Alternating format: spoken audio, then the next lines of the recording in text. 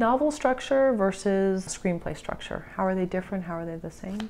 I mean, I think that there's a lot of similarities between them, and when I teach writing, I tend to actually reference screenplay structure. The difference would be that screenplays are much more rigid in terms of first act, which is usually the first 30 pages or so, second act, midpoint, and then how long a script can be. Like, it is much more rigid in terms of the way they're structured, whereas with a book you have more leeway.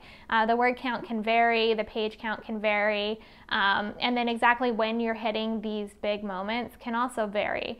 Novels can also get away with being more episodic, which is to say, you know, one thing happens, one thing happens, one thing happens, but it's not always building, whereas in a film you can't really do that. Or if you do, I think you're a lot of times in trouble because it's not really building into something that's a climax. I mean, most films you're looking at 90 minutes, 2 hours really at the most. I mean, I know some films go longer, but usually it doesn't work out well.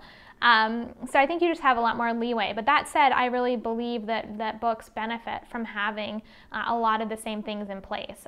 So instead of like end of first act moment, I would call it like the big thing that happens right away, or the inciting incident of a book. So that would really kind of be the end of first act in a screenplay. So we use a little bit of a different terminology in terms of what I would call it. But yeah, like I said, I think with novels you can be a little more flexible, but I tend to think that having the same things, climax, you know, moral choice of a character, and then after the climax, resolution, I mean, those things are all the same for the most part. I mean, stories are told a certain way for a reason.